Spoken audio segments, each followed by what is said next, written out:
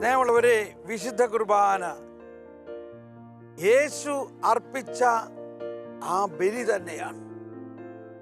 മറ്റെല്ലാ കൂദാശകളിലും ദൈവത്തിൻ്റെ കൃപ നമുക്ക് ധാരാളമായിട്ട് ലഭിക്കുന്നു, കൃപയാണ്.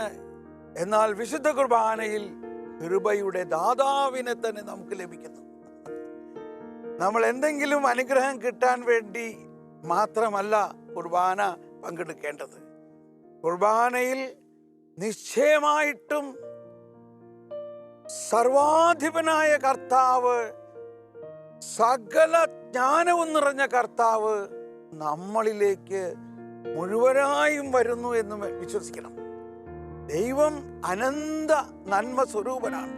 അതുകൊണ്ടാണ് നമ്മൾ വിശുദ്ധ കുർബാനയിലെ ഈ പ്രാർത്ഥന, സർവജ്ഞനായ ഭരണകർത്താവും അങ്ങയുടെ ഭവനത്തിൽ വസിക്കുന്നവരുടെ വിസ്മയനീയനായ പരിപാലകനും സകല നന്മകളുടെയും സകല സൗഭാഗ്യങ്ങളുടെയും ഉറവിടവുമായ ദൈവമേ, അങ്ങയുടെ സ്വഭാവത്തിനൊത്ത വിധം ഞങ്ങളെ അനുഗ്രഹിക്കണേ.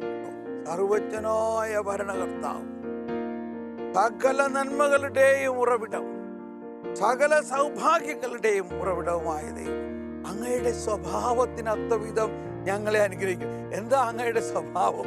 അങ്ങയുടെ സ്വഭാവം ഇതാണ്: എനിക്കുള്ളതെല്ലാം നിനക്കുള്ളതാണ് മോനെ. നിത്യനായ അനന്തമായ ദൈവത്തിന് ദൈവത്തെ മുറിച്ച് നൽകാൻ പറ്റില്ല.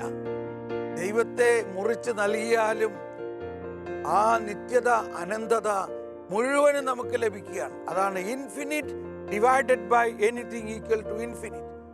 ഇൻഫിനിറ്റിനെ മുറിക്കാൻ പറ്റില്ല. വിശുദ്ധ കുർബാന ഇൻഫിനിറ്റ് ആയ ദൈവമാണ്. ആ ഇൻഫിനിറ്റ് ദൈവം തന്നെ നമുക്ക് നൽകുന്നതാണ് വിശുദ്ധ കുർബാന.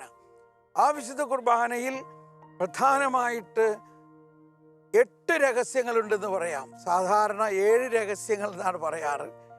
എന്നാൽ ആ 7 രഹസ്യങ്ങൾ ഈശോയുടെ ജീവിതത്തിലെ 7 സംഭവങ്ങളാണ്.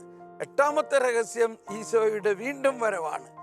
7 രഹസ്യങ്ങൾ ഇങ്ങനെയാണ്: ഈശോയുടെ മനുഷ്യാവതാരം, ഈശോയുടെ മനുഷ്യാവതാരത്തിന് ശേഷമുള്ള ഈശോയുടെ വളർച്ചാ കാലഘട്ടം കഴിഞ്ഞിട്ട് ഈശോയുടെ ജ്ഞാനസ്നാനം, ഈശോയുടെ പരസ്യ പ്രഘോഷണ ജീവിതം, ഈശോയുടെ പീഠാനുഭവവും മരണവും, ഈശോയുടെ പുനരുത്ഥാനം, ഈശോയുടെ സ്വർഗാരോഹണം, ഈശോയുടെ സ്വർഗ ആരോഹണം കഴിഞ്ഞിട്ട് സ്വർഗ അവരോഹണം, അതായത് പന്തക്കുസ്ത. 7 രഹസ്യങ്ങൾ ഇതാണ്. ആദ്യം ഈശോയുടെ മനുഷ്യാവതാരം, ഈശോയുടെ മനുഷ്യാവതാര രഹസ്യം കഴിഞ്ഞിട്ട് ഈശോയുടെ ജ്ഞാനസ്നാന രഹസ്യം, ഈശോയുടെ പരസ്യപ്രഘോഷണ ജീവിതം, ഈശോയുടെ പീഡാസഹനവും മരണവും, ഈശോയുടെ ഉത്ഥാനം, 6 ഈശോയുടെ സ്വർഗാരോഹണം, 7 പന്തക്കുസ്ത. ഈ 7 രഹസ്യങ്ങളും പടിപടിയായി നമ്മൾ വിശുദ്ധ കുർബാനയിൽ അതിൽ പങ്കാളികളാകുകയും ആ രഹസ്യങ്ങൾ മുഴുവനും നമുക്ക് വേണ്ടിയാണ് ദൈവം അവതരിപ്പിച്ചത്. അതുകൊണ്ട് അതിൻ്റെ അവകാശികളായ നമ്മളിൽ അത് പൂർണ്ണമായി അവതരിക്കപ്പെടുകയും അനുഭവിക്കപ്പെടുകയും ചെയ്യുന്നു. 8ാമത്തെ രഹസ്യമാണ് ഈശോയുടെ വീണ്ടും വരവ്.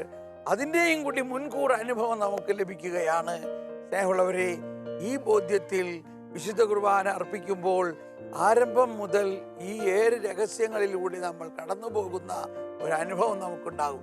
നമുക്ക് അങ്ങനെ നാളെ ബലിയർപ്പിക്കാം. Praise the Lord.